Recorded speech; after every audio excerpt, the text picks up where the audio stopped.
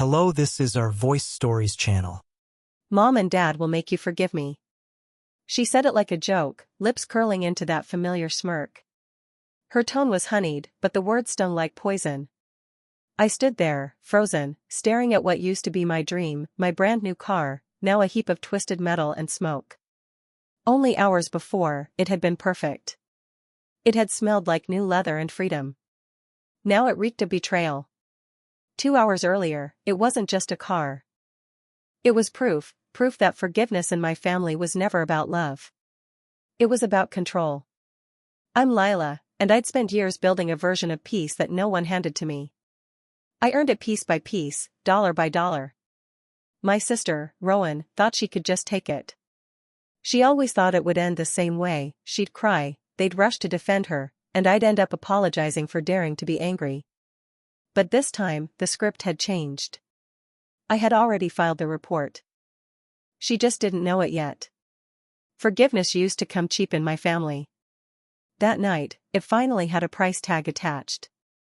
I'd been saving for years, cutting corners, saying no to vacations, ignoring every "you deserve it" moment, and nursing my old rusted sedan through one breakdown after another. Every sacrifice led to that one perfect purchase, a car that was fully mine. No loans. No handouts. Just the quiet, satisfying hum of freedom earned through persistence. The day I brought it home, I ran my hand along the hood, feeling that smooth paint under my fingertips, breathing in the smell of new beginnings. Then I saw her. Rowan, leaning against our parents' garage wall, phone in hand, her expression equal parts amusement and envy. "Nice ride," she said with that lazy grin that always meant trouble. Before I could answer, she yanked open the door like it belonged to her. "Let me take it for a spin." I stepped between her and the car. "No. I just got it." She rolled her eyes. "Oh, come on, Lila. Don't be dramatic. It's just a car." "Exactly," I said. "A car I worked for. One you don't get to touch." That night, my keys disappeared. By morning, so had the car.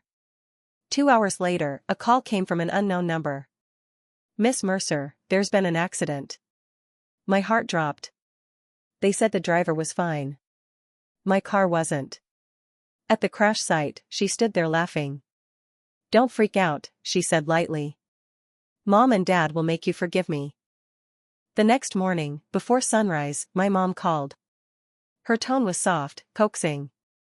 "Sweetheart, please don't make this a big deal. Your sister didn't mean it. It's just a car." That phrase, "just a car," echoed in my head, a melody I'd heard too many times before. Every word chipped away at the value of my effort, at the years of work they refused to see. I sat in my old beater car, hands gripping the worn steering wheel, watching sunlight break across the cracked dashboard. That's when it hit me, this wasn't about the car. It was about every time they told me to stay quiet, to be the bigger person. Every time, I swallowed my anger until it burned.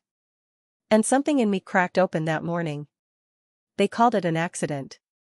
I called it theft. I didn't argue that day. I didn't yell or cry.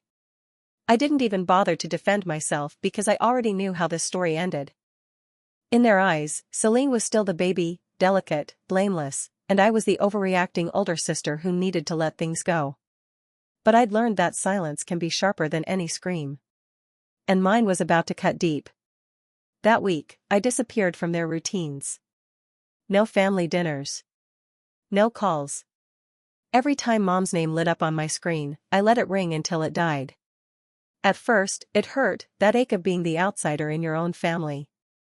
But slowly, that ache hardened into focus. I threw myself into work. Arrived early, stayed late, volunteered for every miserable project no one else wanted. Each spreadsheet, each extra hour was fuel. A step toward reclaiming something they thought they could take. Meanwhile, Rowan filled her feed with selfies and quotes about staying positive. She hadn't even asked if I was okay. She didn't care what her carelessness had cost me, she never had to. Mom texted, "She feels terrible." Dad called, "We're family, honey. Let's move forward." No one asked what I wanted. No one asked how it felt to watch everything I'd earned crumble because of her thoughtlessness. So I stopped trying to make them understand. I stopped explaining. I stopped seeking permission to be angry. In that silence, I started building again. I sold the wreck, took the insurance payout, and bought a cheaper car. I opened a new savings account, one I didn't tell them about. Every deposit felt like taking back a piece of myself. Every dollar whispered, "You were right to walk away." Nights were hardest. I'd stare at the ceiling, wondering if peace was supposed to feel this heavy.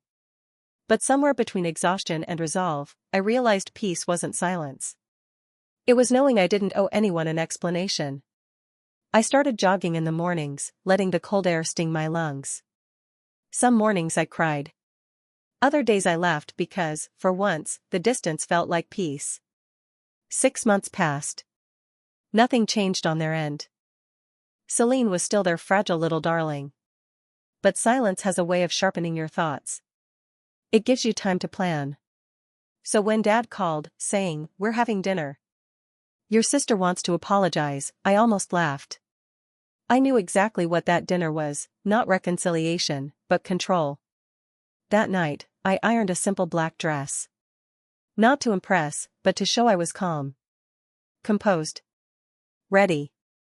On my desk sat the insurance report, the truth they'd spent years refusing to face. When they wanted peace, I'd bring them truth. And this time, I wasn't afraid of what came next.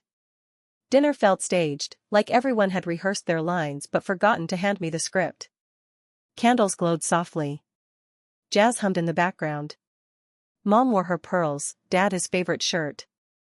Even Celine had made an effort, her hair curled, lips glossy, that sweet, practiced smile she always put on when she wanted something. "Lila," Mom began, her voice dripping with sugar.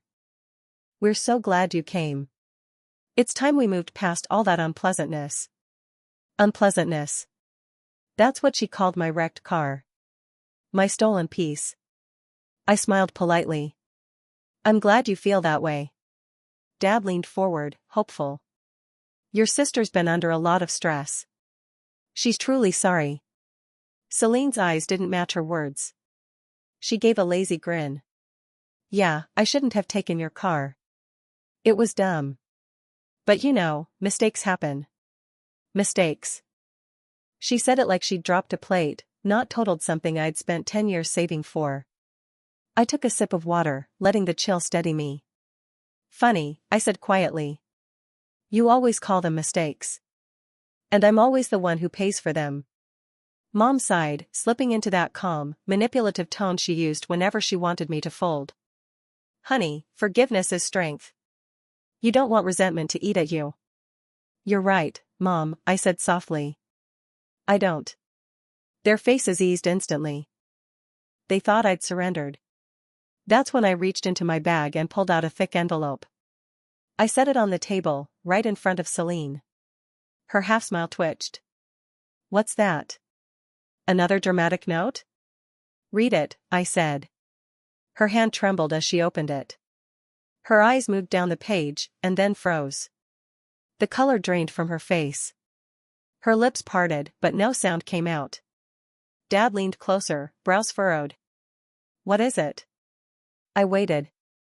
Watched his eyes widen as he read the header, "Insurance Liability Transfer. Unauthorized use." The silence that followed was almost sacred.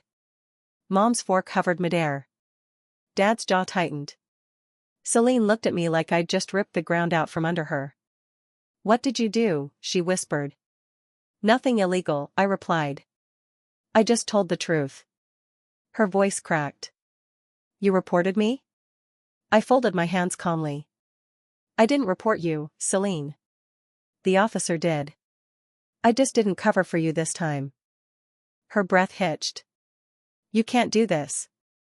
I smiled faintly. "I already did." Mom's tone sharpened like glass. "This will ruin her, Lila." I met her eyes without flinching. Then maybe she'll finally learn what ruin feels like. For once, the silence wasn't mine. It was theirs. And for the first time, I didn't feel guilty for winning. For a long moment, no one moved. The only sound was the faint clink of Mom's fork falling against her plate. Then Celine shoved her chair back with a screech.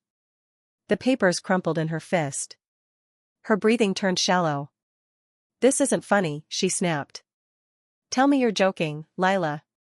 "I'm not," I said, steady as stone. Her eyes darted to Mom and Dad, panic flickering where arrogance used to live. "Do something.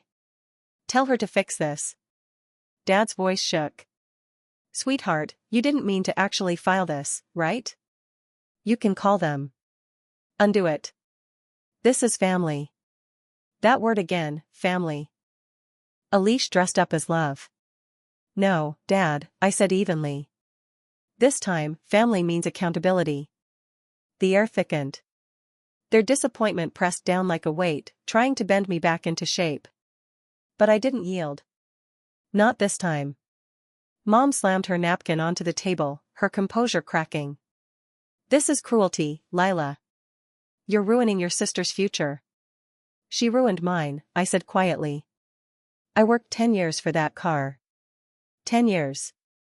And you expect me to pretend it's just a scratch?" Celine's voice broke with rage. "I made a mistake. You're destroying me over one accident?" I leaned forward slightly, my voice calm but sharp. "Accidents happen, Celine. Consequences follow. That's how the world works, just not the world you've been living in." Her lip trembled. "You're really going to let this destroy me?" I tilted my head. "No. I'm just not going to stop it." She slammed her palm on the table. "You're heartless." I gave her a faint, tired smile. "No. I'm just done being your safety net." Dad half rose, desperate now. "Please, Lila, think about what you're doing. This will follow her for years." "Good," I said quietly. "Maybe it'll remind her that actions matter." Celine's eyes filled with tears, real ones this time. Not manipulative. Not performative. Just pure disbelief that her power was gone.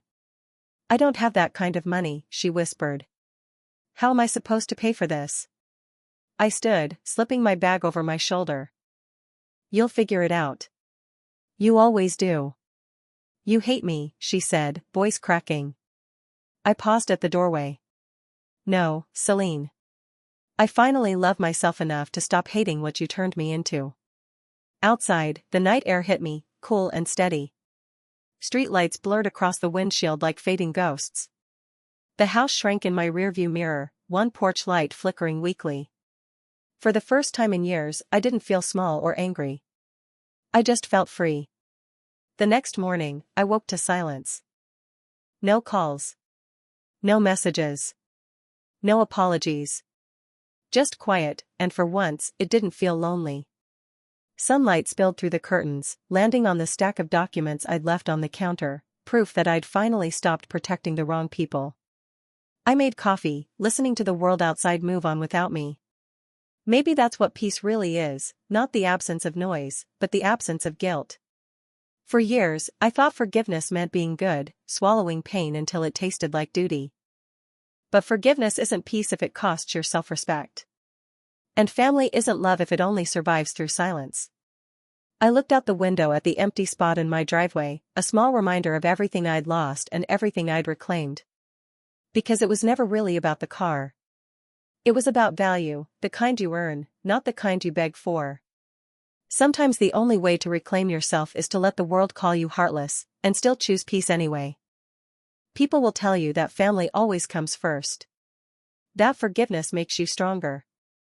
Maybe they're right. But strength isn't in forgiving what broke you, it's in refusing to let it break you again.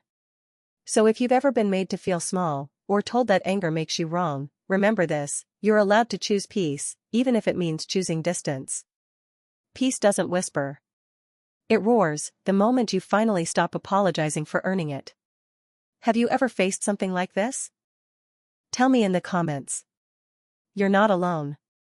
Goodbye.